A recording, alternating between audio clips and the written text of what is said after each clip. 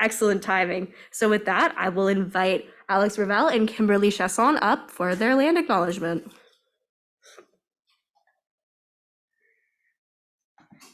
And feel free to go in front of there.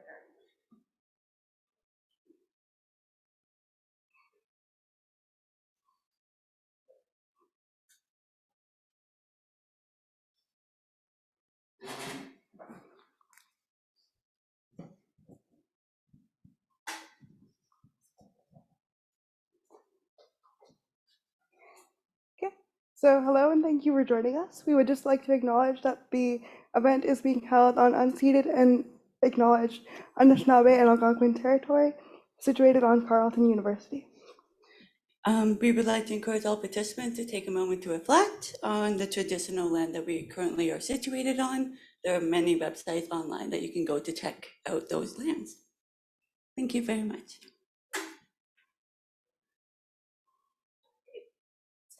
Awesome. Thank you so much, Kimberly and Alex, for that. So, like CDAC and CUCare, I would like to say that NEADS is also based out of the unceded and unsurrendered territory of the Algonquin Anishinaabe people. We also have participants calling in from across the country, from across Turtle Island, and from various treaty and ancestral lands. So it's important for us to remember that all systems of oppression are interconnected and that colonial violence exists and persists in our society today. So with that, welcome to the Ottawa stop of NEADS State of the Schools Tour in partnership with Carleton Disability Awareness Centre and Carleton University CARE Act. Before I hand it over to our national coordinator, Frank Smith, for his opening remarks, some important notes on today's event and accessibility features. So first, thank you everyone for being here in person and online today. Time and energy can feel so scarce for so many of us, and I personally know how draining events like this can be. So thank you for using your time and energy with us today. We really appreciate it. Do whatever you need to feel comfortable throughout the event, whether that's stimming, walking in the back of the room, taking a nap at your table. I'm not going to stop you. And then for accessibility features, we do have card captioning or real-time captioning by the lovely Diane LeBlanc from AB Captioning. You can see it both on the screen and on Zoom. And then we are also joined by our American Sign Language interpreters, Vanessa, Dean, and Sandra from Sign Language Interpreting Associates, Ottawa. We will have them spotlighted on the Zoom so you can see in person and online. Accessible washrooms are located straight down the hall to the left and then another left. And we do take COVID-19 precautions at our event today, including wearing a mask and using hand sanitizer. So if you have any questions, concerns, or unaddressed accessibility needs, please just reach out to me, a team member from NEADS, CDAC, CUCare. We will gladly help you out. I realize I'm talking too fast. So a quick rundown of the event today and what you can expect. Frank Smith will deliver our welcoming remarks, and Chloe Godin-Jacques will deliver a presentation on their journey as a disabled entrepreneur. After a 15-minute break, Alex Ravel and Emily Kreiderman will present on behalf of the Carleton Disability Awareness Centre, followed by Kimberly Chasson representing CUCare. All right, so after one more 15-minute break, we'll begin the discussion section of our event. This will include small in-person discussion groups, a plenary, and a town hall. We'll then hear from Frank Smith, who will end the event with closing remarks. Sorry, I'm gonna grab water. I'm dying.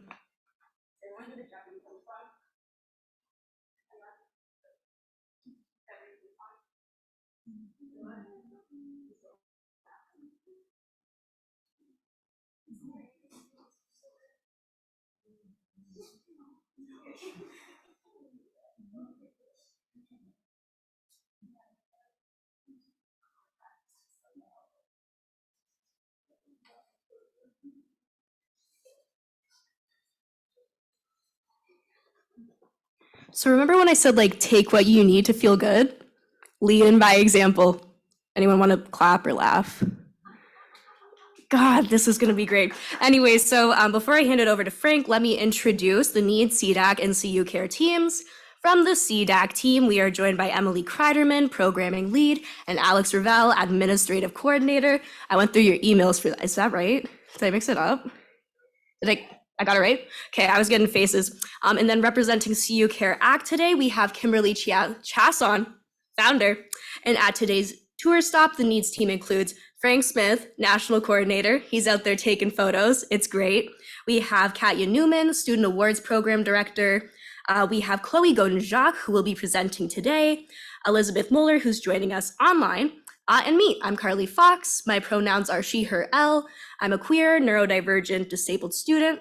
I'm also NEADS Communications and Partnerships Director, and I'm emceeing our event today. So I'm finally done talking, so I'll hand it over to our national coordinator, Frank Smith, for his welcoming remarks and to share a bit about NEADS. I surprised Frank with a surprise bio during Montreal, and Katya's smiling because it was super funny, but I can't surprise him twice. So anyways, here's what he knows will happen. Frank has been the national coordinator of NEADS since its founding in 1986, where we are today, which is so cool. He studied journalism, which comes in handy when you're a national coordinator. News, am I right? Whoa. Frank is also a veteran singer-songwriter and roughly half of the progressive, I'm gonna have to look this up, alt-rock progressive music act, Hallison Phase. You can check out their latest album, Tendrils, on Bandcamp. He was awarded the Queen's Golden Jubilee Medal in 2003. It was named one of the top 25 people in the capital by Ottawa Life magazine in 2014. He's also a really awesome boss. All right, Frank, it's finally your turn. Play.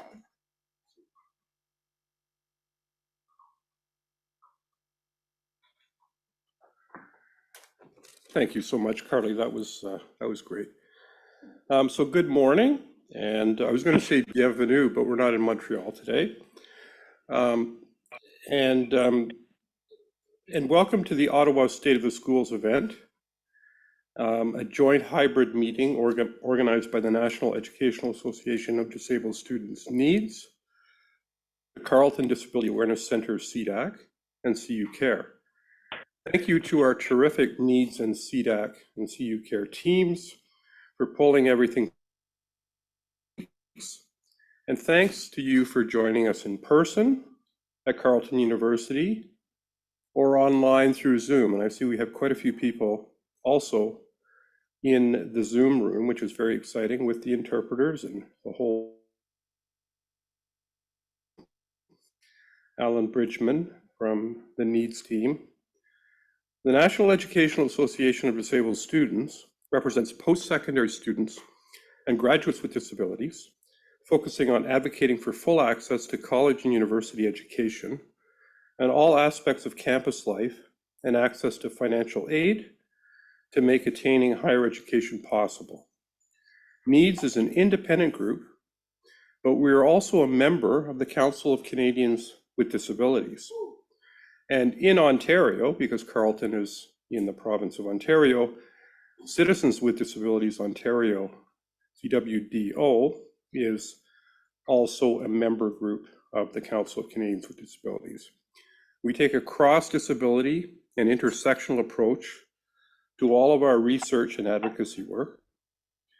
The organization has a board of directors across the country representing the provinces and territories, and all of the members of our board are either currently in college or university education or are recent graduates within 5 years and have disabilities. And the team of staff and consultants, the great team, some of whom are here, and you met today and are very present in this event.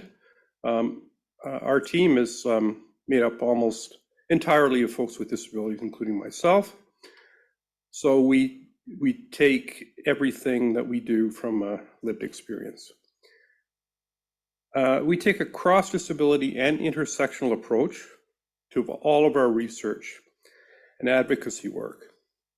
The NEADS State of the Schools tour is part of a 2-year project that we're starting to call Access for All, or Virtual Access for All, as it was named in the first place, as it began during the pandemic when meetings like this in person were not possible. This consultation and the larger project are supported with generous funding from Employment and Social Development Canada and specifically a program called Supports for Student Learning, which is offered through the youth branch of the federal government. NEADS Virtual Access for All project provides educational support and awareness aimed at students with disabilities transitioning into post-secondary education and also in the post-secondary setting, college and university. Accessibility and accommodations resources are provided through our quarterly State of the Schools publications, available on our financial aid portal, disabilityawards.ca, managed by Aaliyah Petzik-Grant, who isn't with us today, but is a very important part of the team. Well, our regular webinar series, which is part of this current project, has addressed topics such as self-advocacy, accessing accommodations at school and work, transitioning into the competitive labor market, graduate students with disabilities, etc. More recently, the webinars have been expanded to include face-to-face meetings as it has become safer to meet in person. In November, the NEADS team had a swing through Atlantic Canada and met with disabled students and their organizations at Dalhousie University and Memorial University. Last Friday, our team was in Montreal at Université de Québec à Montréal for a fantastic consultation with Quebec disabled students, a collaboration with the Association des Québécois des étudiants ayant des incapacités, a Quebec Association for Equity and Inclusion in Post-Secondary Education. In March, the team goes west for consultations as part of a tour at the University of Winnipeg and the University of Victoria. Those events are in collaboration with the Access Lounge and Students Union at the University of Winnipeg and the Society for Students with Disabilities at UVic. Significantly, the current project, this two-year project, provides more than $500,000 in financial aid to over 250 disabled students across Canada through the NEADS Student Awards Program and the NEADS Accessibility Resilience Program. Katja Newman, Director of NEADS Financial Assistance Programs, is here today and has been instrumental in planning this event. Whoa, boy, that just made a lot of noise there. I think I must have hit this other microphone. What a catastrophe. As vaccine and mask mandates lift and online learning options are rolled back, the National Educational Association of Disabled Students, NEADS, has launched an advocacy campaign to support disabled post-secondary students' rights to safe and accessible education. Disabled students are being asked to provide written submissions detailing their thoughts, feelings, and anxieties in some cases as they have prepared for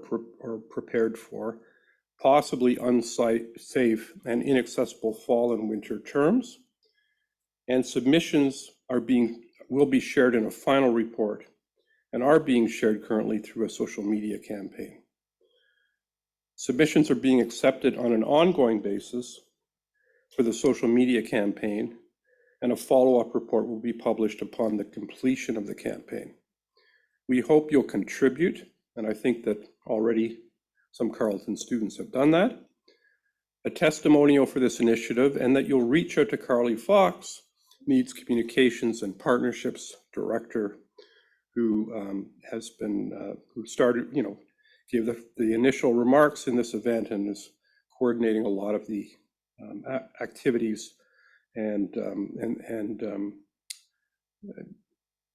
I'm having difficulty here. A lot of the activities relating to this event today. In closing, I hope you will enjoy this meeting and feel it is supportive of your post-secondary journey. We look forward to learning from you today. CDAC, CUCare, and NEADS have lined up a fantastic group of speakers, and there will be lots of time in between formal presentations to engage and contribute in discussion groups. In person in the room here at Carleton, in Richcraft Hall, formerly the River Building. I don't know why they changed the name, honestly. Must be some sort of a sponsorship deal with Richcraft. Your voices matter as we go forward to continue advocating on behalf of post-secondary students with disabilities and graduates with disabilities, to colleges and universities, federal and provincial governments, and with solidarity with other student and disability organizations in Canada that are part of our network. So once again, thank you for joining us here today, and I will turn it over to Carly to introduce our next speaker.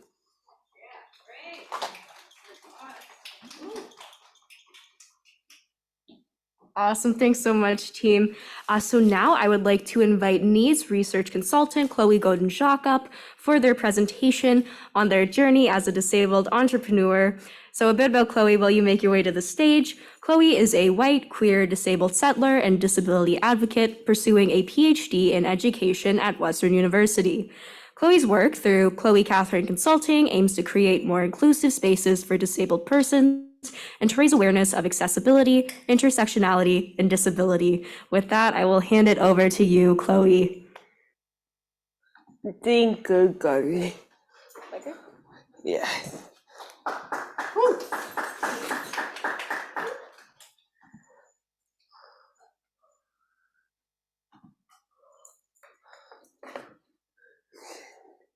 Sorry, just a second.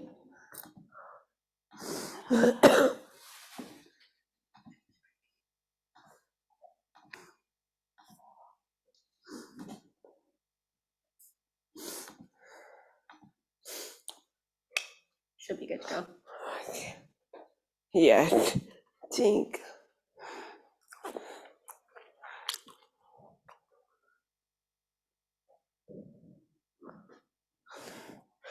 Before officially beginning, I would take a brief moment to discuss access. My entire slide deck is white with a burgundy top border. Above that, a three-slim box. First one is dark purple, second is dark pink, and third is light gray. Titles in top borders are in capital white letters, and that is black, and the background is white. As Carly mentioned, my name is Chloe, and my pronouns are she and they. I own various identity. First of all, and most importantly, I position myself as a white, queer settler. This ultimately signifies that I benefit from resources and resource generated and disseminated by First Nations, Métis, and Inuit persons, Indigenous disabled persons, as well as deliberate peoples.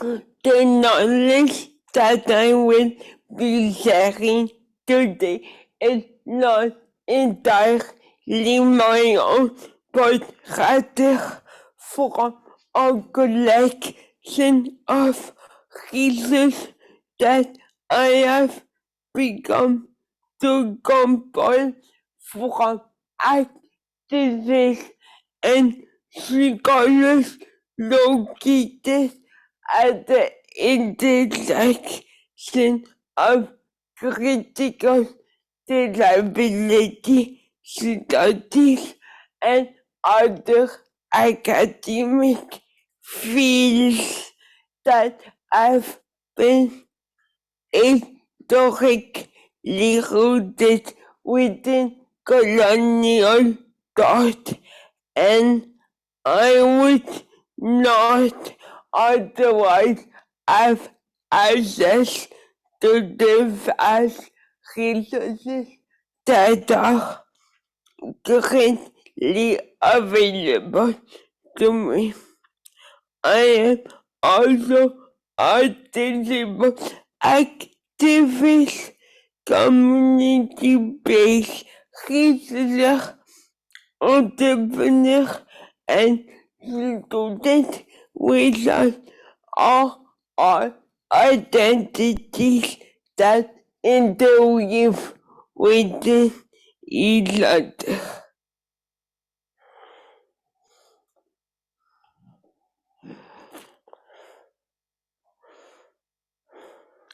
Sorry.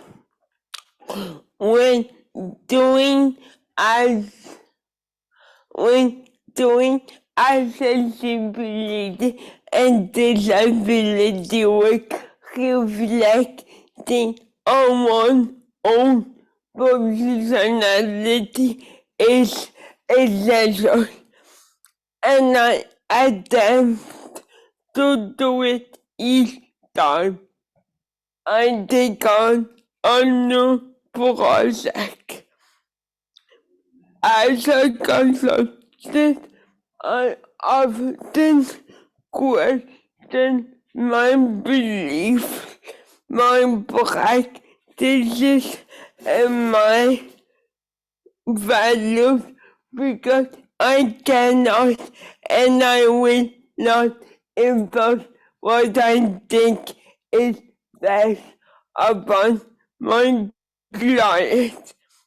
This is not my ultimate goal in my work, but in my opinion, accessibility is a nuanced concept, and there are different ways to achieve and depict it.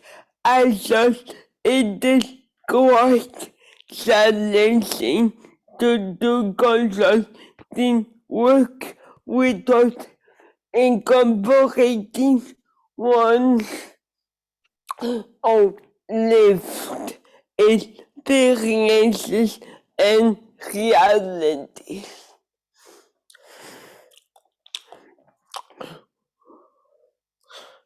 Would I offer similar knowledge and suggestions if my personality was different? What if I could navigate spaces differently? What if I lived in a different location? What if I did not have access to the privilege that I currently own? Would my consulting business even exist? Probably not.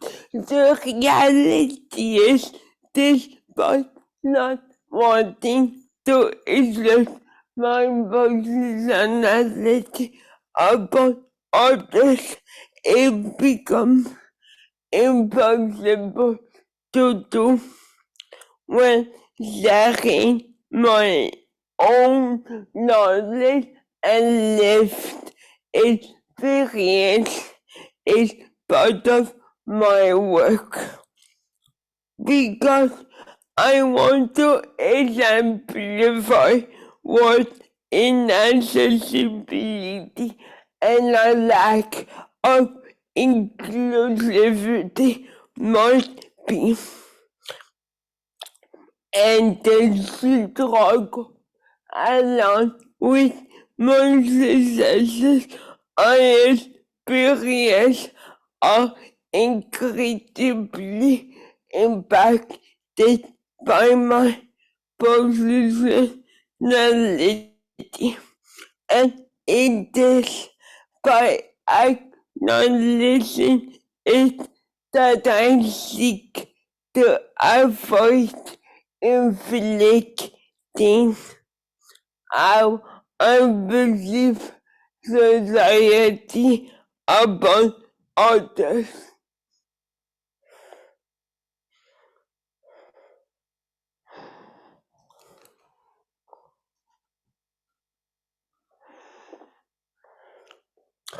I lost Catherine. I lost Chloe Catherine Consulting in February 2020 as a means of contributing to disability movements of inviting non-disabled business to think through topics pertaining to accessibility, disability, and intersectionality, of fostering spaces for silencing discussions that are often avoided but must be entertained nonetheless.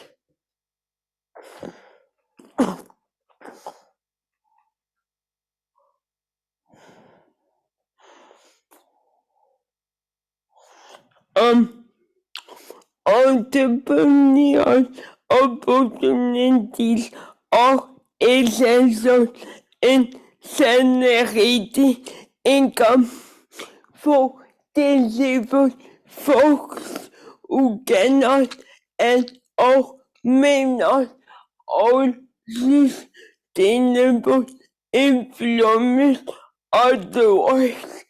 This is why initiative and research pertaining to disabled entrepreneurs must be generated within academia and community-based development so that disabled entrepreneurs have access to tools and achieve success within their own field, so that centers and organizations providing support to entrepreneurs can become further diversified.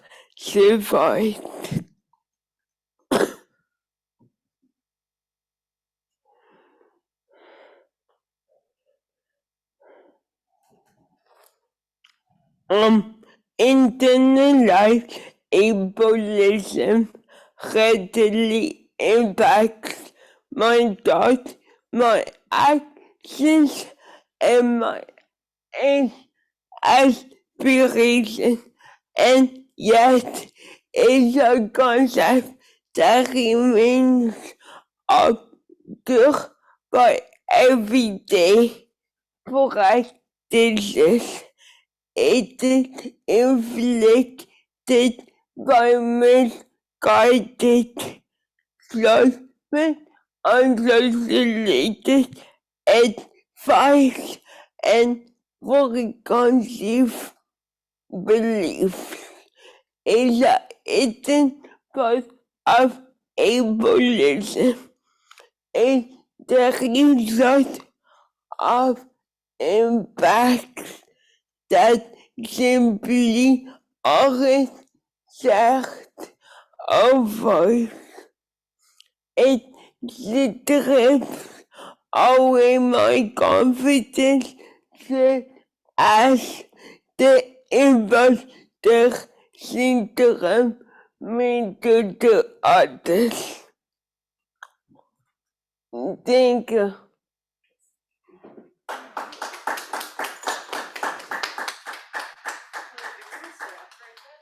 I'll tell you in a second. I'm being ominous to Chloe. Thank you so much, Chloe. I love that presentation. Oh my God. Make sure to follow her on Instagram. It's a really awesome Instagram. Incredible color scheme. You really have to check it out. Anyways, we do have a bit of extra time. So does anyone here have any questions for Chloe? If Chloe's cool with that. Yes. Chloe is cool with that. Does anyone have any questions for Chloe about entrepreneurship, about life, about needs, about consulting? Any existential questions are welcomed. Frank, do you have a question? Oh, wait, I'll get you a mic. Oh, thank you, Mike. Hey, Mike with the mic. No one? Mike with the mic? It's hilarious. Anyways, Frank, hit it. So I've got a question and a comment. Yes. The first comment is, I think that Chloe is way too modest, because Retweet. Chloe actually won an award at Queen's University for entrepreneurship. You didn't tell us? I'm trying to remember what that's called. I can't right now. Chloe, what was it called? The award? And It carried a Fair fairly significant prize, financial prize, to support her business, which is significant to mention. And so a question that I have for you, in terms of marketing your business, what has been your approach? And the second part of that is that, do you find that there's more receptiveness to the kind of consulting that you're doing within government departments, private sector, community organizations? Where do you find the most receptivity to your business?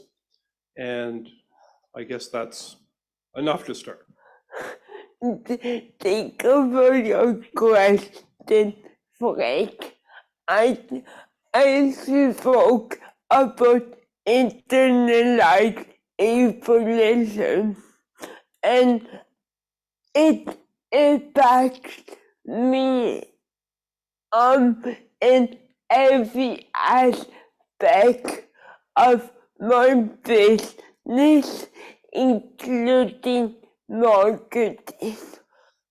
I don't market as much as I should, because I lack the confidence and the belief in my own business. So for me, until now, it's been colleagues of mine who know my work, who have been able to hire me, or who have told others about my work. But marketing is so important, and I think through social media such as Instagram, Facebook, LinkedIn, is a really good space to begin. And most of my work has been within the community, but I really hope to extend it into government. That's my next goal. Thank you, Vic. Thank you, Chloe. That was, oh my God, free information here, folks. Free information. All right, does anyone else have a question for Chloe? If not, I'm going to be greedy and take one. So going once, going twice, 3 times. Chloe, you have an awesome social media. So do you have any advice on starting your own social media for advocacy and for growing your online audience? I think my biggest advice is start the profile that you want to create and don't base it on other influencers.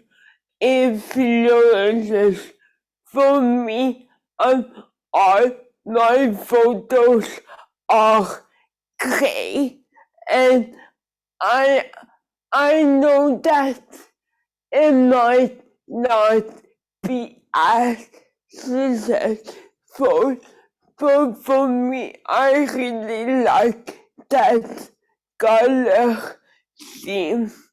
And again, growth is not everything. It might take years to grow, and that's okay if you like doing what you do. That's bigger than anything, in my opinion. I'm going to quote that on our Twitter. That was really awesome. Okay, anyone else have any questions? I'm going to make prolonged eye contact with all of you. Questions? Questions?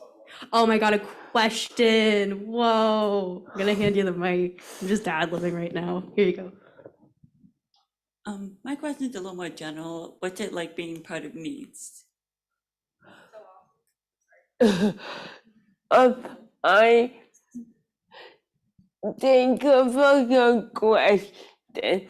I started my journey with NEADS as a stereo director many years ago when I was in my first year of graduate school.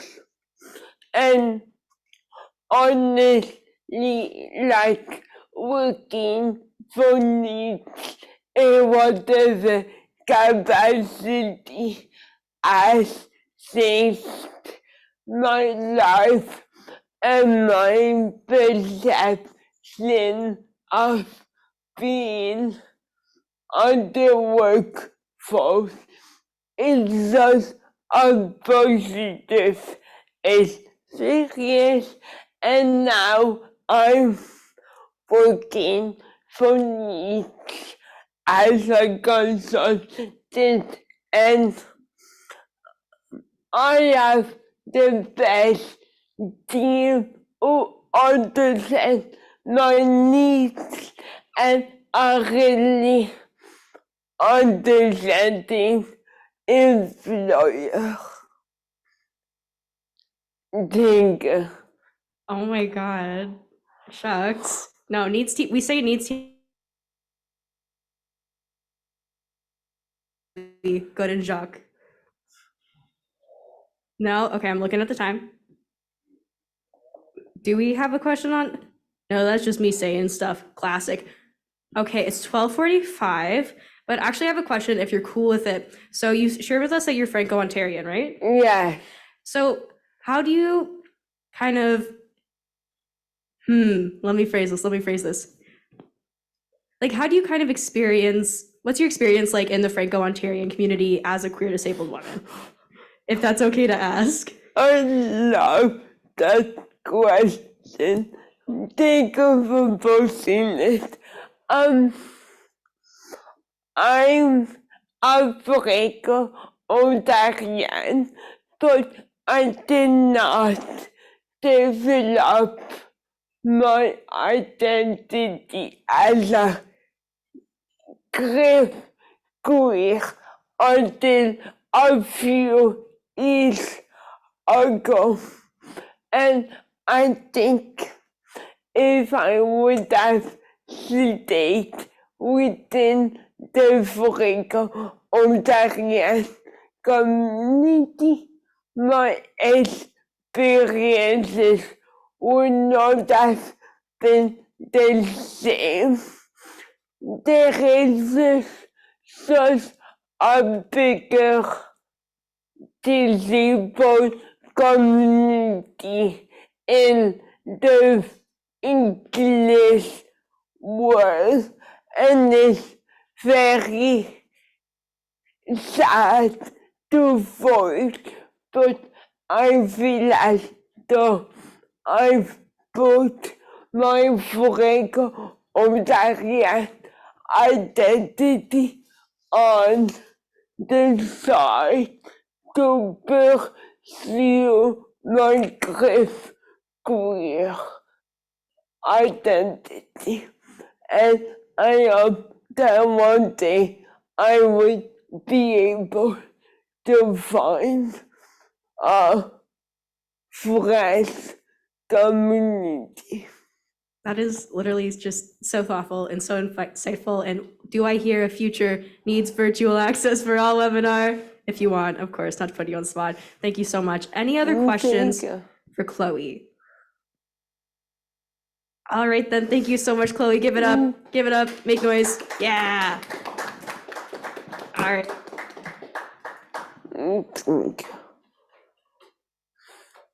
I almost spoke into 3 mics at once. Okay. Okay. So thank you so much for, they can hear me. Thank you so much, everyone, for joining us for the needs portion of the event. We are going to be taking a break until 1:15 p.m. Eastern time, because Anne, I know you're out in BC. So please, in-person participants, eat those lunches or bring them home. Please. Everyone else, we will see you soon. Thank you so much.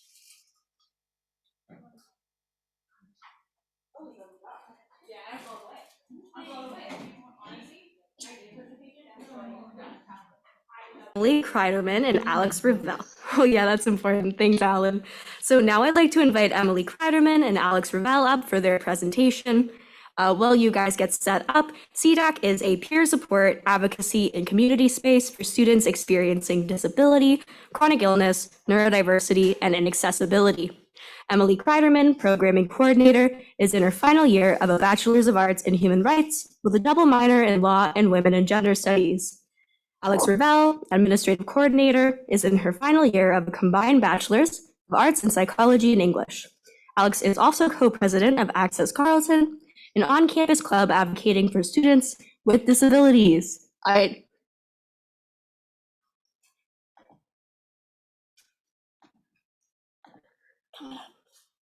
Just gonna start sharing your presentation. Is that good? Yeah. Oh, where did I put it? What?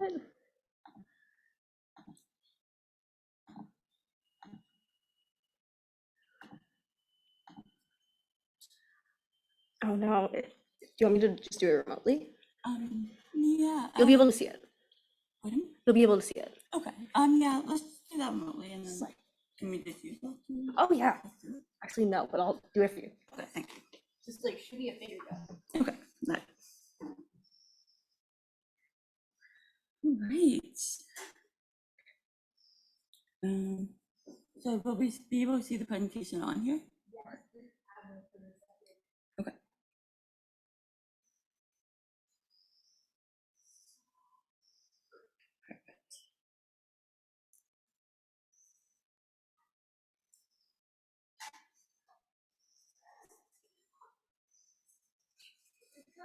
All right, so this is our presentation, Post-Secondary Education for Students with Disabilities, Barriers and Access. So our introduction. We can skip that slide. All right, do you want to take this one? Yeah. The Carleton Disability Awareness Centre, or CDAC, provides the Carleton community with social supports regarding disability and accessibility. CDAC is designed to act as a forum for disability issues and to provide advocacy and events. The CDAC staff, Alex and myself, aim to foster social opportunities and to involve the CUCare membership in disability education and inclusion. Yeah.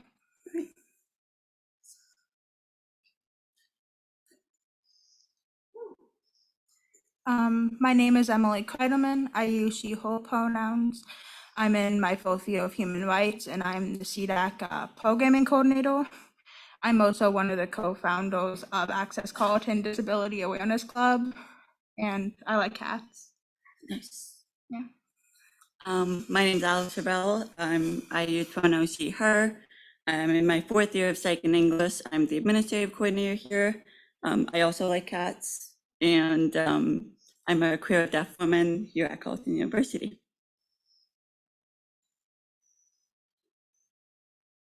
So why are we talking about barriers in post-secondary? Well, there's no secret that post-secondary education comes with a lot of barriers, including but not limited to funding issues, lack of reliable transportation, lack of accessible housing, educational support issues, lack of access to information about support services, and systematic ableism and discrimination. These, the bolded ones on the screen here are the ones we will be focusing on more in this PowerPoint. Right, funding issues. So in the last few years, tuition has become very expensive, so pretty expensive.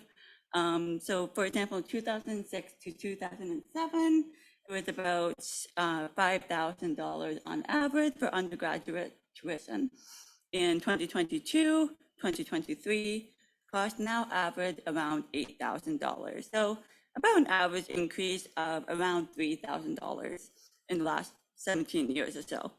However, many government-funded programs for students with disabilities and just people with disabilities in general have remained the same or have increased, but not to the amount matching inflation and tuition increases. So for example, the Ontario Disability Support Program in 2006, a single person with a disability could receive a maximum of about $979 a month. However, in 2022, 2023, with increases, a single person now can receive $1,228 a month. So that's only a $250 increase over 17 years.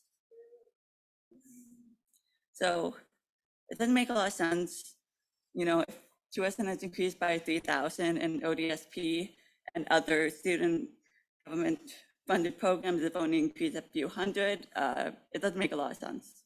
So Emily, if you want to take these. All right. Wait, but there's more. If you're applying for any government-funded programs, you must already have a diagnosis for your disability. So if you don't already have one, you have to get formally diagnosed. They don't take self-diagnosis. A little problem, though, is if you don't have insurance beyond student or like a family doctor, that can throw a wrench in the way.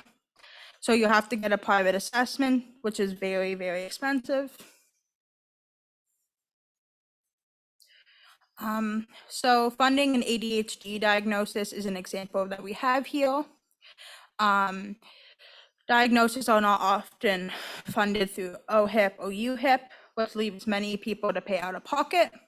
For example, getting a formal ADHD diagnosis in Toronto, if one were to go to the Center for Interpersonal Relationships, it's $1,600.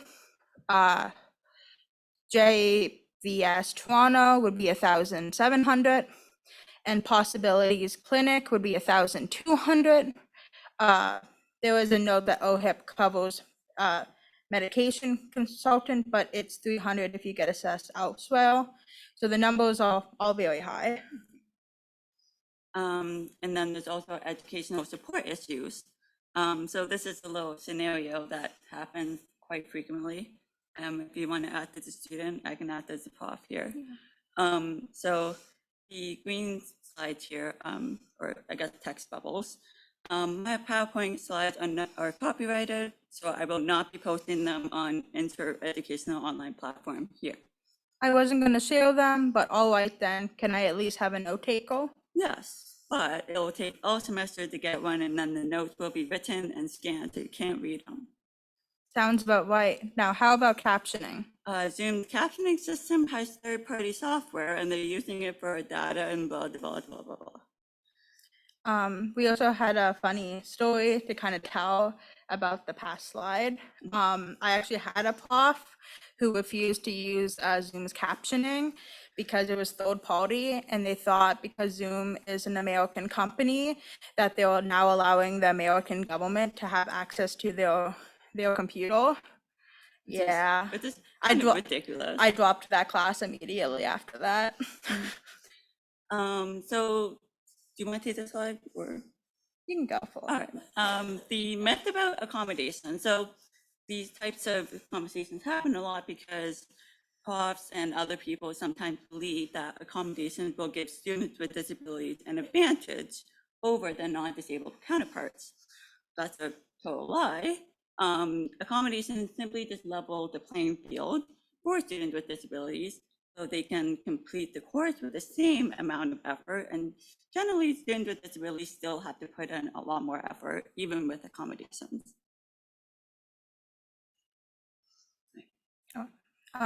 Here are some examples of educational support issues. We can alternate.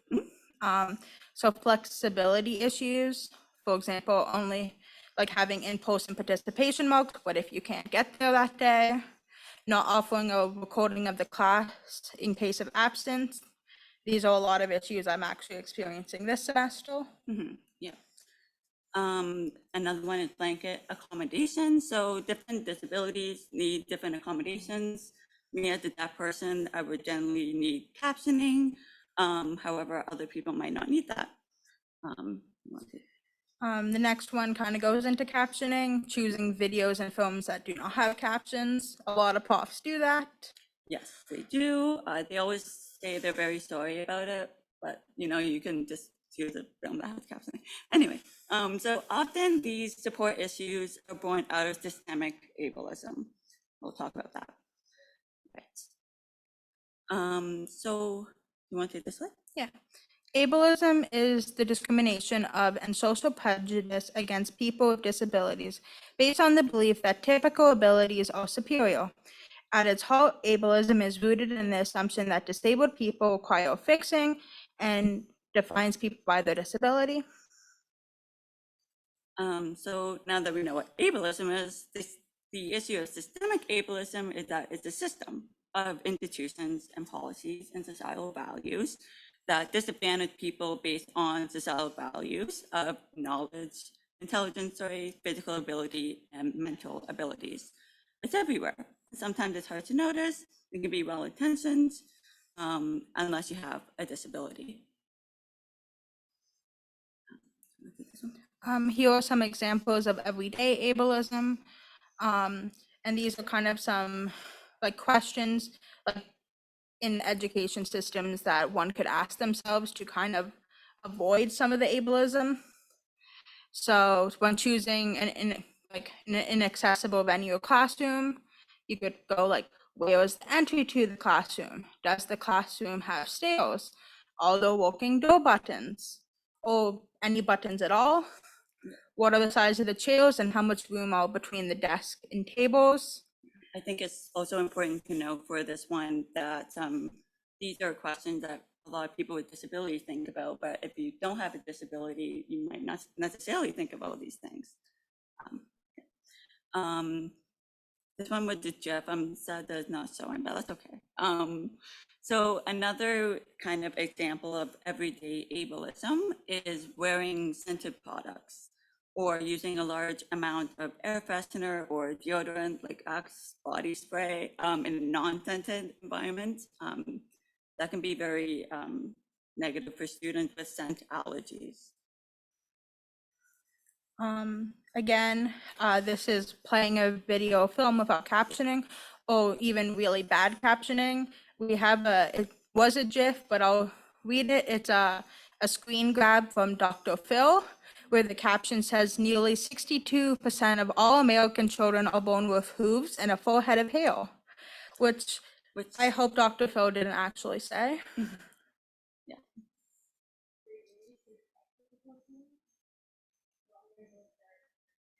Okay. All right. Dr. Phil broke it. Yeah, what up with Dr. Phil? What's Dr. Phil? You ever just gross me in. Okay, let me. Yes, we will stop share screening. Oh, it came up this time. Awesome. Don't mind me. I'm not here. I'm not here. You guys are doing great. Okay. Carry on. Thank you. Oh, are we in control now? No, I don't. Oh. Oh, okay.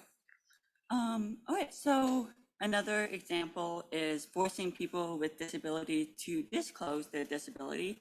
This happens a lot in accommodations when they're like, why do you need blank accommodation? That's not super cool, or how they became disabled. So this is a screen grab from Mean Girls, and it says, oh my God, Karen, you can't just ask people why they're disabled. And I felt like that got the point across. Other ones are saying microaggressions that belittle or harm people with disabilities. We included 3 examples. Can I pray for you? I don't even think of you as disabled. Or I'm so OCD, so as you're acting like a psycho. These phrases, among others, wrongly imply that disability is bad and is something that needs to be fixed. While some of these phrases might be well-intentioned, like, can I pray for you? It's still very harmful, and they use the medical model of disability and not the social. So it still has the viewpoint of needing to be fixed. Yeah. We're not your inspiration. Sometimes people think like we're inspiring or like doing things that no one else could ever do.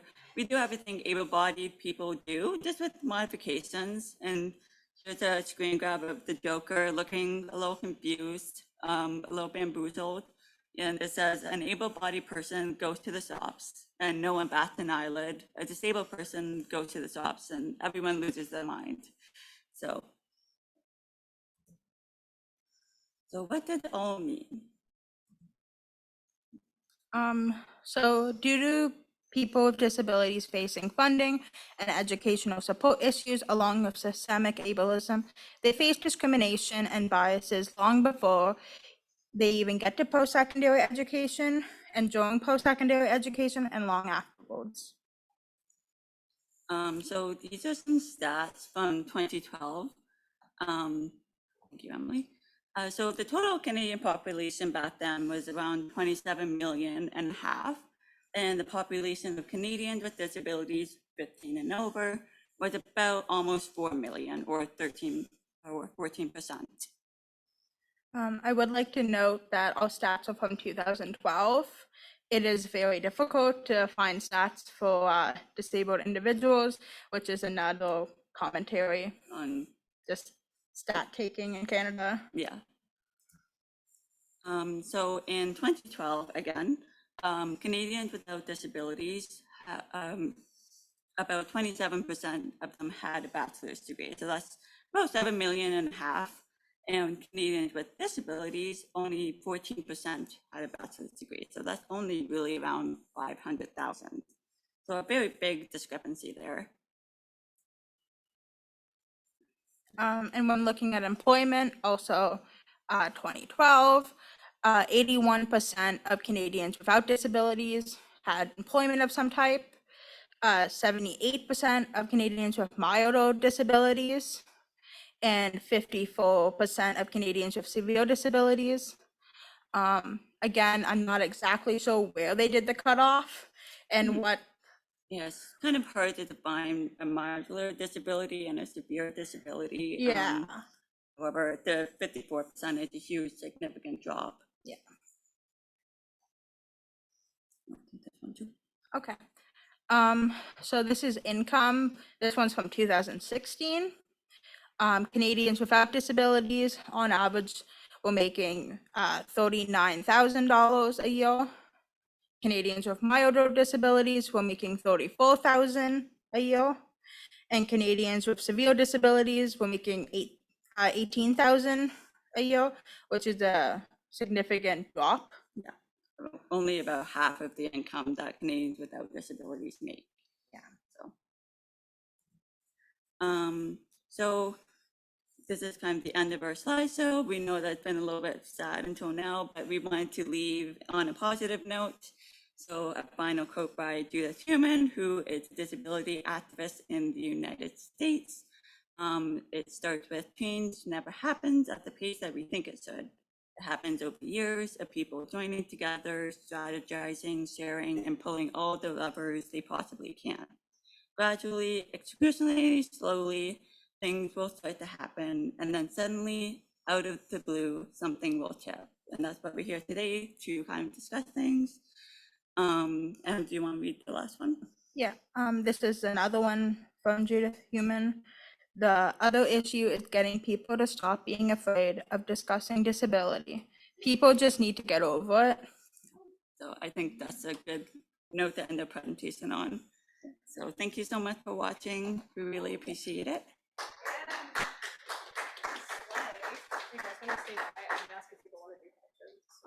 If you guys are good. I'm good with questions. Guys, slay. You guys did so good. Hello, I'm back. Thank you for your patience during the tech difficulty. Is this thing on? Can you hear me? Okay, I'm just having a moment. Not the first time. We do have about 10 minutes for questions. First off, thank you both so much. As a disabled student myself, when you're talking about like the closed captioning nonsense, I was like, yeah, I know that one. That was resonant. I see Anne has her hand up. Anne, do you have a question for our speakers? Yes, I do. away. I'd like to know what in that research, what mild disability versus the other one entails. So do you mind repeating the question? I'd like to know what the difference between mild disability and the other area that Right. they were looking at. Like what does mild disability equal? It's hard to define. It's not necessarily a kind of like straight definition. It's more how the disability affects you and when it affects you. So different disabilities can affect people either in a mild way or a severe way, depending on who they are, their income, or their kind of socioeconomic status. And if you want to add to that. Yeah. Also, I often find with like stats on individuals with disabilities, it's never consistent. In one stat, you could fall under severe disability. Other one, you might not even be considered disabled. Another one, you're mild. I kind of always take disability stats with a grain of salt, to be honest, because they always are going to leave out people who have a disability and always going to include only certain. So Right, like for example, deaf people, some don't consider themselves disabled. I do, but others might not. So they might not even fill out the stat form saying that they're disabled. So I hope that answers your question. Oh, it does. No, I just wanted to know because I have seen that used before in some research. And it kind of, I just find it very kind of annoying, shall we say, as a researcher myself. Yeah, Okay, absolutely thank you. agree. All right. Anyone in the room got a question? Yes, we have a question from Amanda. I'm making my way over. I'm ad-libbing to fill the space. Amanda, here's the mic. Thank you. My question is, like, as disabled students, we've probably all experienced professors not understanding disability and causing barriers, or in the process of not even willing to talk to us. So I was wondering, maybe for Carleton and other universities to bring in programs and trainings for professors themselves, so students are not needing to be the trainers for the professors. I'm wondering your thoughts on that. I can actually kind of answer this in a weird way, because I've taken the one training they actually give to Carleton professors for like how to handle disabled students. It was very, very brief, to be honest. It was all very much common sense. They actually had some slides where it was like disabled students speaking on behalf of like themselves, doing like a kind of like what they want professors to know. And it was all like kind of sad because it was just like, we're human. we just want the same equal benefits. And it was like so surface level. So I definitely think those should be a little bit more in depth. That's just my opinion from actually going through that training. Anything to add? Yeah, I think a big part of training should be examples, like real life examples, and how to kind of deal with situations. Like Emily said, it was very surface level and is very surface level. So.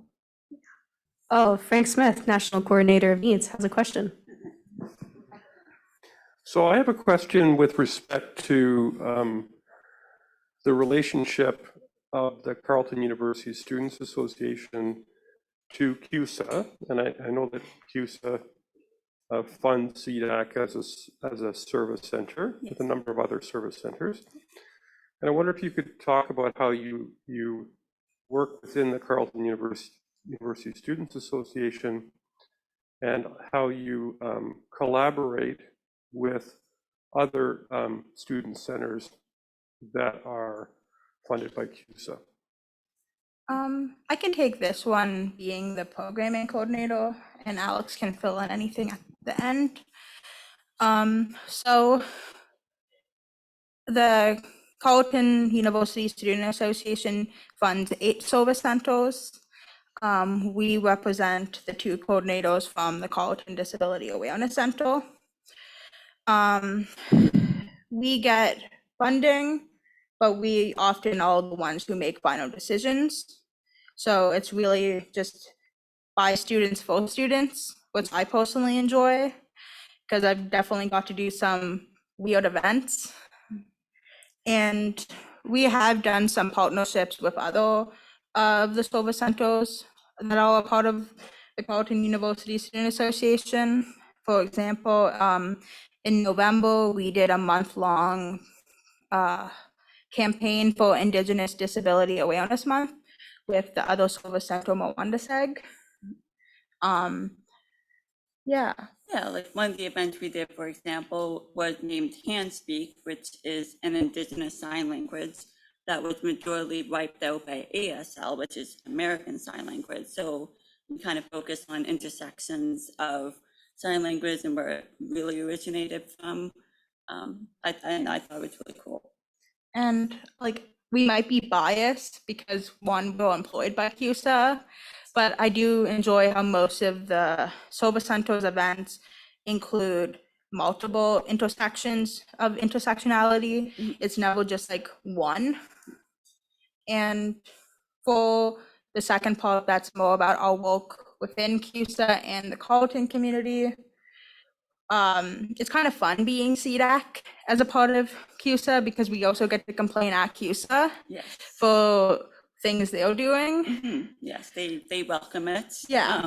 Well, we're paid. It's literally a part of our job. Yes. So very fun. They sometimes they consider us experts, but sometimes we actually don't quite know exactly. Like there's sometimes architecture things that they'll try to consult us on, and we don't know as much about that as other stuff. So yeah, it's fun though.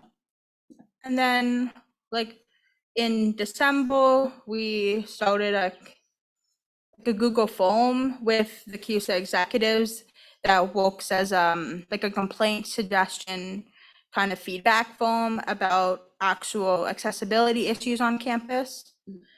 And we're just around also to hang out. Yeah. I hope that answers. Yeah. Okay. Thank you. I will be reading about yourself. Wow, thank you so. I know it's on. I'm just having a moment. Thank you so much, Emily and Alex. Incredible presentation.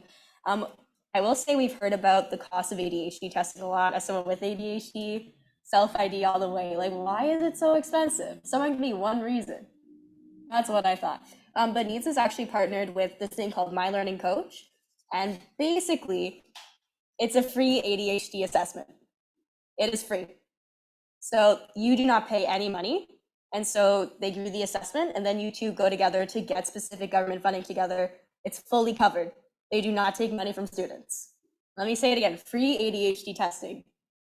I can't say it enough. Anyways, so thank you so much, Alex and Emily. I'll now invite Kimberly Chasson up. Perfect. And while you make your way up, do we have a lab on you? All right, well, we get a lab on Kimberly. Here's a little bit about Kimberly, or Kim, I didn't ask. So Kimberly's a senior journalism student focusing on reporting to uplift marginalized communities and highlighting cracks in society's foundation. In 2021, she founded CUCare Act, a grassroots movement emphasizing the importance of caregiving services for disabled students. See our two interpreters. All right, so CUCare Act was established in 2021 after disabled students were denied a return to campus alongside their non-disabled peers for the fall semester. They have advocated for care programs like Carleton's attendance services to become standard practice for post-secondary institutions and for recentering care on clients. So take it away, Kimberly. I want to make sure that I'm in the right spot. Oh, I will let you know. Yeah, no, that looks great. I'll go to your side. Woo, we love you. Don't forget. Is this okay? Are we good? So hello, my name is Kimberly Chasson. As some of you may know, I'm in my final year of journalism here at Carleton, but I'm also a budding activist in terms of disability rights and a scholar. What I'm here to ramble to you about today is founding the CUCare Act and why that was so important to me. The photograph behind me, hopefully, yes, there we go. The photograph behind me depicts me in a power chair, accompanied by a rain poncho and extremely fogged up glasses. I loved it. My fellow students are standing around me in the rain, and my rather bundled up mother in the pink jacket there is next to me holding a sign that reads, "Disability rights are human rights." This photo was taken on September 22nd, 2021 at the CUCare walkout. About 17 months later, I'm here to tell you about how we got to that moment and share my reflections with you. We'll come back to this momentarily, but now, before I regret it, I think it's only fair for us to start at the beginning. So there's the beginning. This was my senior kindergarten school photo. In it, I have two long brown pigtails, a few missing teeth, and a lazy eye that is beaming with enthusiasm. I was about 6 here, and I knew two things. I hated nap time, and I already loved school. I know, what a loser, but it's true. I always loved learning, and school was where I wanted to be. I grew up in a pretty small rural area of Sudbury, Ontario, so school was the one place that I felt less isolated.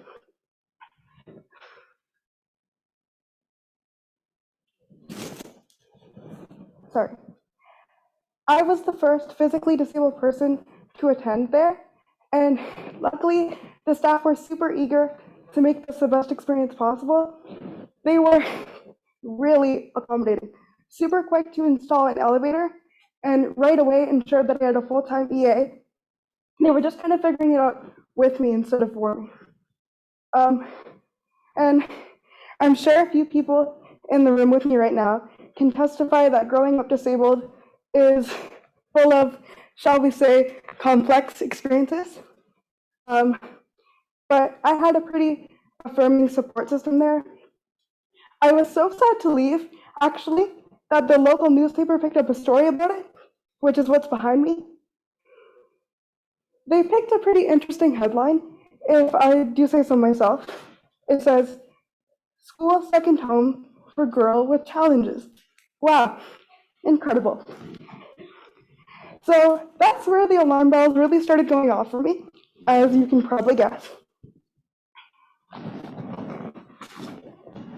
I started thinking, why isn't this support normal?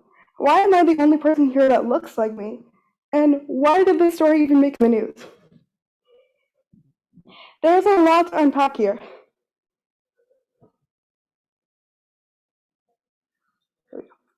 Once I got to high school, those alarm bells only got louder, I'm so sorry to say.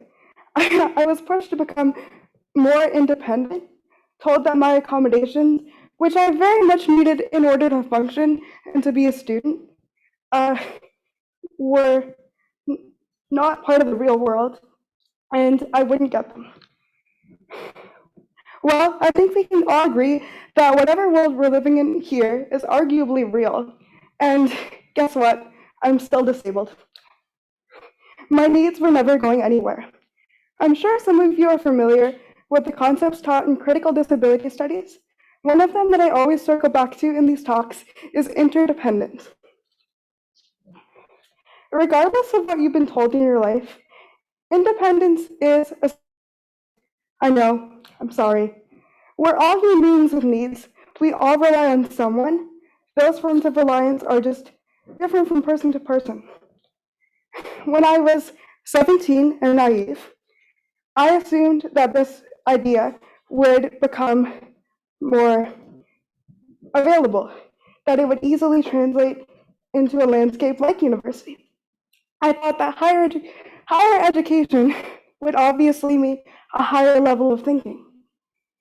But I didn't realize that the history of oppression that went into institutions like these would follow me. And I didn't realize how political it would be for someone like me to simultaneously require care and want to obtain an undergraduate degree.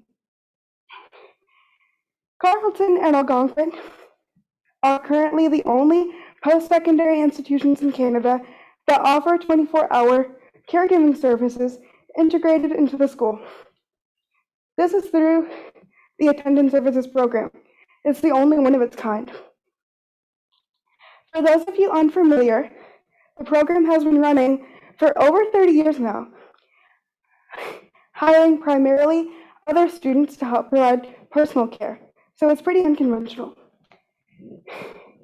For someone who requires help with the most basic needs in daily aspects of life, enrolling anywhere else in Canada requires a battle with direct funding, with waitlists, selective hours, liability concerns, and so many other forms of red tape.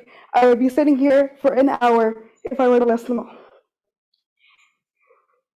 This was very much the only place where I could receive around-the-clock care immediately after completing high school. My home university, who shall not be named in this presentation, actually told me not to apply, saying that it was against policy for me to store my equipment so that I'd be able to use the washroom. Again, this was the quote-unquote real world that I'd be warned about so much. My A+ average didn't matter, but the way I had to use the washroom and navigate that did. So I put all my eggs in one basket and moved away 6 hours from my parents, struggling against their will. I'm not kidding. I came home one day and I was just like, I'm going to Ottawa. They were terrified. Now, I don't want to guide you with the impression that Carleton is perfect. It's not, but it's a diamond in the rough and a way forward for so many disabled people. With that being said, let me take you back to the CUCare Act for a second. Behind me is a picture of a sign from the walkout that said classrooms are for everyone, and it depicts feet standing in a row. This was again in this was again in 2021. That prior spring, the university announced that they were going hybrid in response to the state of COVID-19. Many universities did this, Carleton included. So regardless of what accessibility issues that caused, campus was coming alive again. And even though it reduced our accessibility, in-person attendance was required for a lot of the classes, especially here. Once again, disabled students were left out of the equation. Attendance Services announced that it would be keeping its doors closed, and despite the new phase, referring to the so-called health risks involved in our personal care. So we weren't allowed in. And that's why even though, among the things that went ahead though, as Frank mentioned earlier, was varsity sports, we still had our infamous Panda game, which housed, I believe, over 1,500 students at the TD Centre. Meanwhile, I was not allowed on the property because I require help using the washroom. And that's why, even though I introduced myself to you just now as a Carleton student, I often don't feel like one. There are many instances throughout my career where I have simply been left out. Now, don't get me wrong, I don't say any of this to disrespect my school and the efforts they made, especially because they are efforts not made by most. But disability is too often an afterthought, and that's why I established CUCare. I'm tired of care being seen as something that should happen behind closed doors or behind a curtain. I'm tired of our fundamental needs being seen as optional, and about 60 other people joined me in protest that day outside the library. They skipped class because I couldn't get in. Disabled people deserve a fair chance to cross that stage and get their degree. We all deserve dignity while we do it too. I'm happy to say that the program was reestablished in January of 2021. Since then, CUCare's mission is to expand awareness on why a model like the one we have at Carleton shouldn't be so exceptional. Disabled people are not rare, and these opportunities shouldn't be either. My ultimate goal is to keep the conversation going across Canada, and I thank NEADS for helping me be a part of this. I hope that institutions can better understand the stakes and how they can help advocate for change within their roles.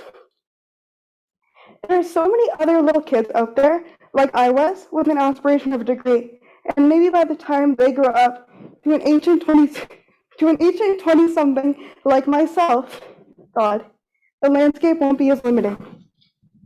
I didn't plan on protesting at my own school when I was in first year. It's especially not a good look for a journalism student. My department was not happy about it. But now that I'm part of a role in advocacy, I realize that more voices are needed here, and I hope that some of you can join me in being a part of that. The reason I felt secure enough to go into university from the start was the support that I was given in previous years in my elementary school and high school. The one-on-one EA, the note-taking, and the physical needs that I obtained inside the school was what got me here. I invite you to question with me why that went away. The answer at its core is ableism, and I hope that we can keep deconstructing that together. Thank you.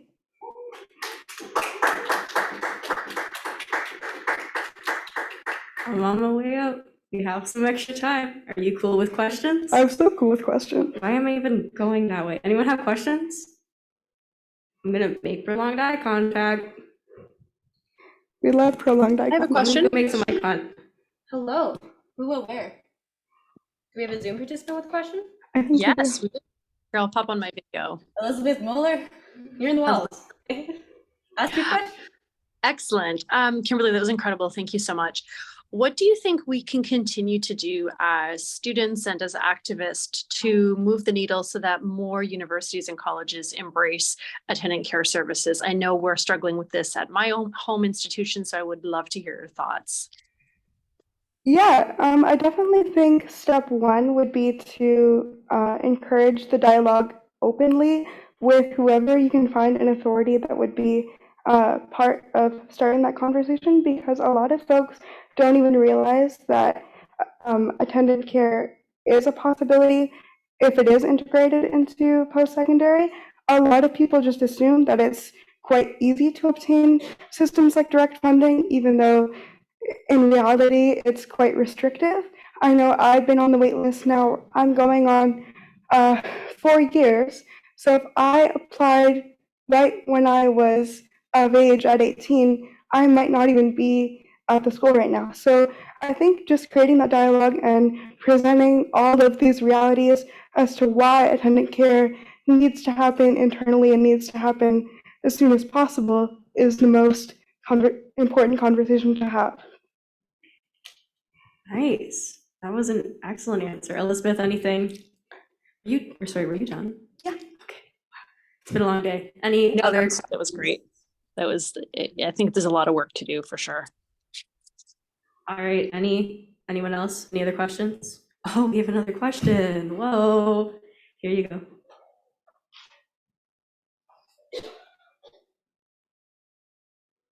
Hello. Hello. How are you doing, Jen? I'm so good. How are you? Nice.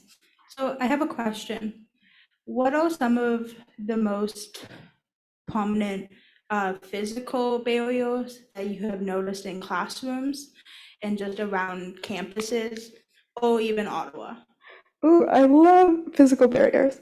I think if we're speaking towards campus, a lot of it just comes from general lack of awareness from instructors.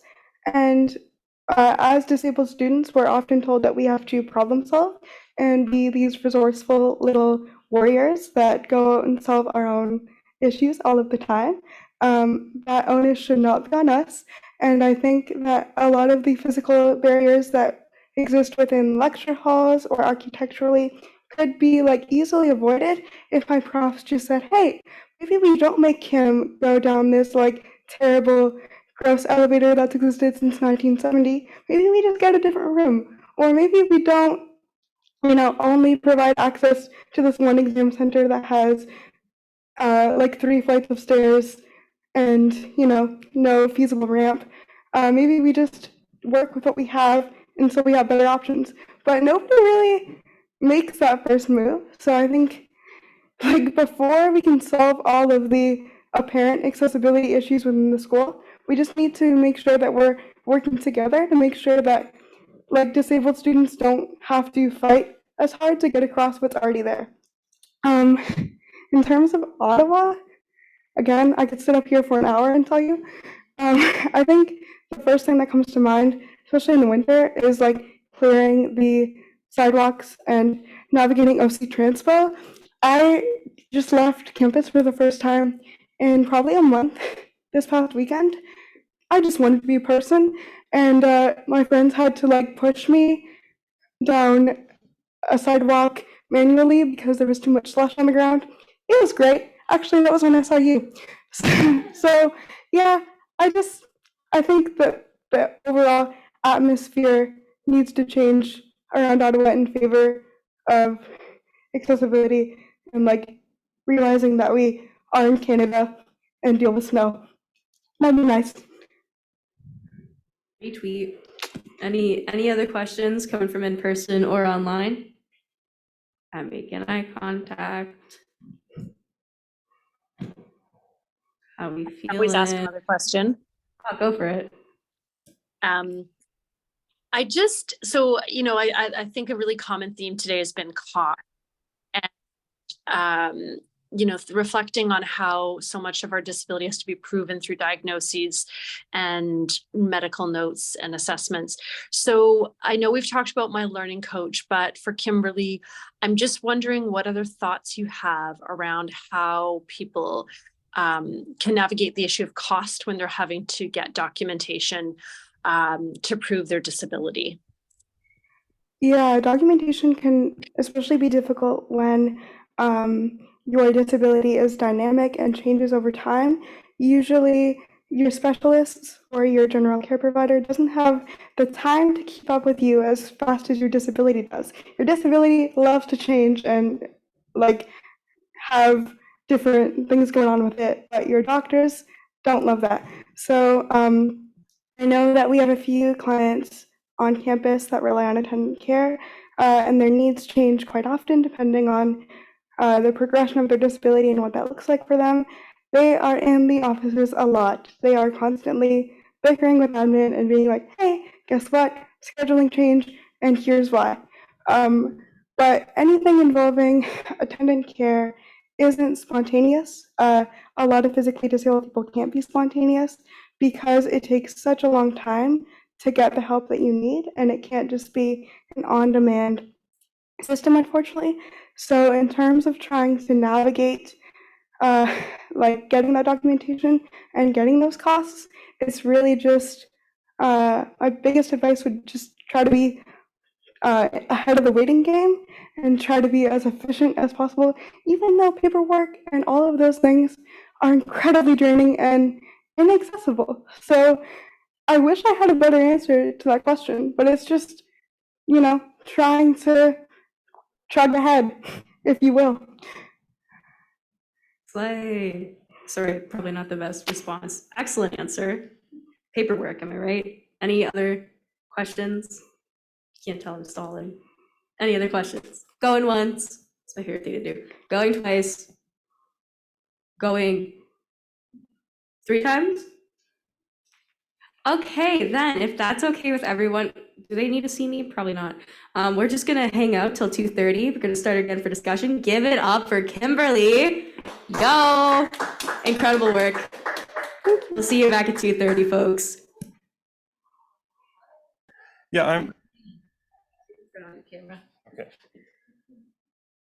Oh, it's on. I'm just confused. Okay. So I'm not really prepared to do closing remarks. That sounds too formal.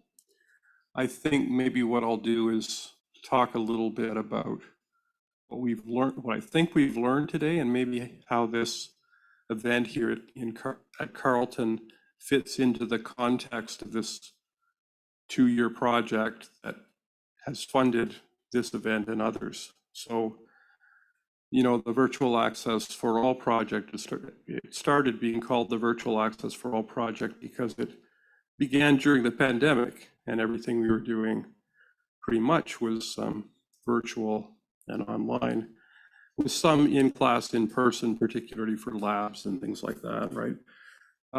The current State of the Schools tour, which has seen stops at Dalhousie University in Halifax and Memorial University in St. John's, Newfoundland, in Montreal at UQAM, University of Quebec in Montreal, which was brutally cold for everybody, and of course Chloe and her intrepid dog Denise had to deal with the worst of the Montreal freezing temperatures. So, and you know, after this, we had this event at Carleton, and after this, the team moves on to BC and Manitoba, in that order, actually, because we don't understand the geography of the country. We believe that British Columbia is in the middle of Canada and that Manitoba is on the west coast.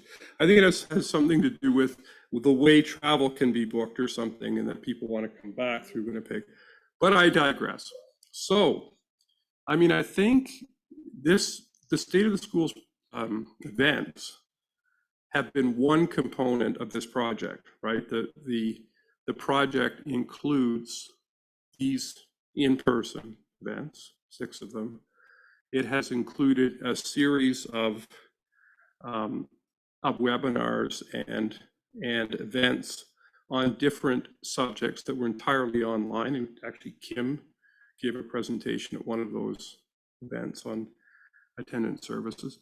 And so we've had these events now in person, multiple events online over the 2 years. I'm thinking probably 24 events or something like that. Most of them are on our YouTube channel.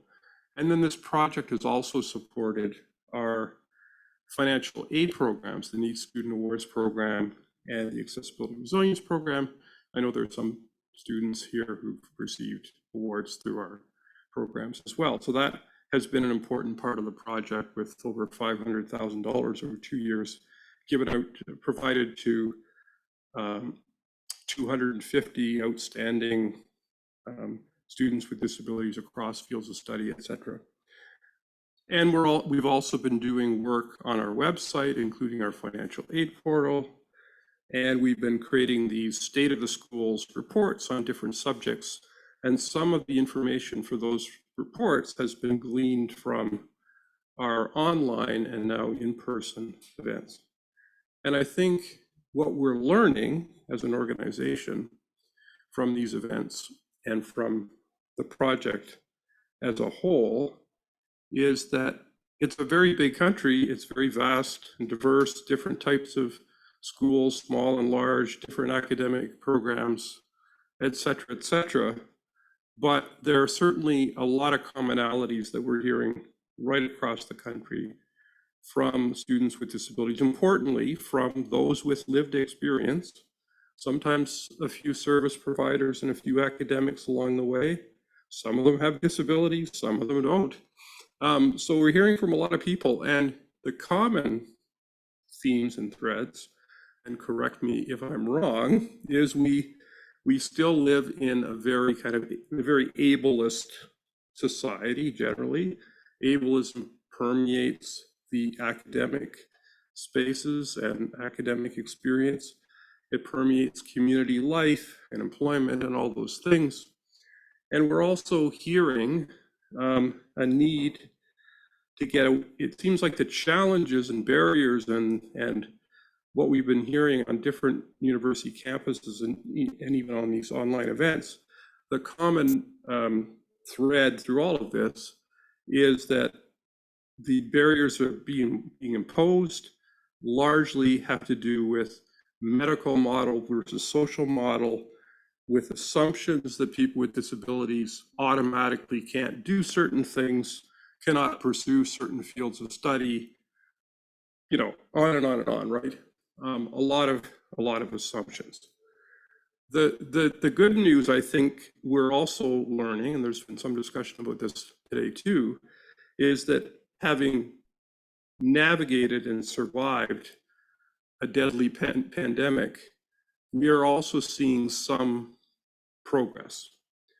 And some of that has to do with the impact of the pandemic to utilize technologies and services and supports that were available previously, but were used in a limited way. So that is exciting for the post-secondary experience, which will hopefully continue to be hybrid like these events have been, due to the insistence upon Carly Fox that our events be hybrid. If our message is that post-secondary education should be offered online and in person. So there's all of that. And then I think there is this, the other aspect of this too, is that students with disabilities, including students who are representative of CDAC here and CUCare, this new initiative, are able to present solutions to actually quite easy solutions, often common sense, often practical, often unthought of by people who don't have disabilities, who can't think outside a certain box.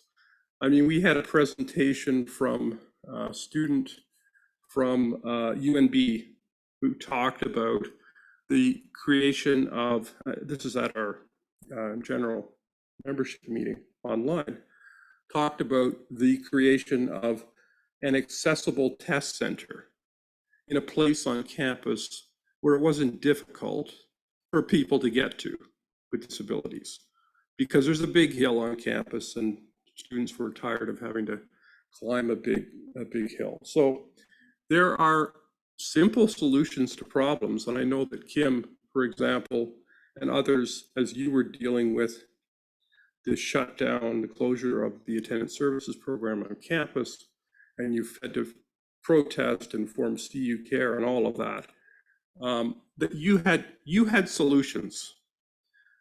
If only people were willing to listen to what your simple solutions were to what they thought were intractable problems, right? So I think that the work of the organization, we're all about finding solutions.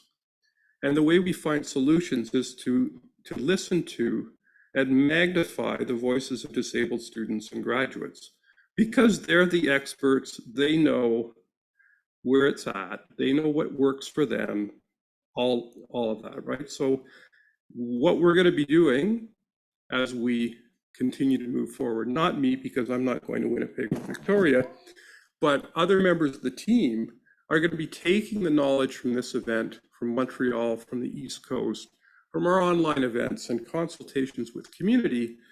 And in the late spring and summer, as we move forward with our other project work and advocacy work, we're going to have more tools in our toolbox, right, than we've ever had before, because these consultations have been important. And these relationships we're building with individual students and with groups across Canada are really important. And Carly, I know you're really involved in partnership engagement, and we will continue to do that. So we will continue to work with you individually, to support you individually, but also to support your organizations on campus.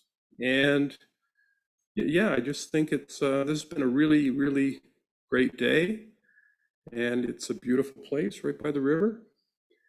I don't recommend anybody go for a swim after this. It's a little chilly in the water there, and don't skate on the canal because you can't. The ice is not thick enough. So, in closing, that's how I'd like to close off the event and say that it's been a real pleasure and we really enjoyed it. I learned a lot.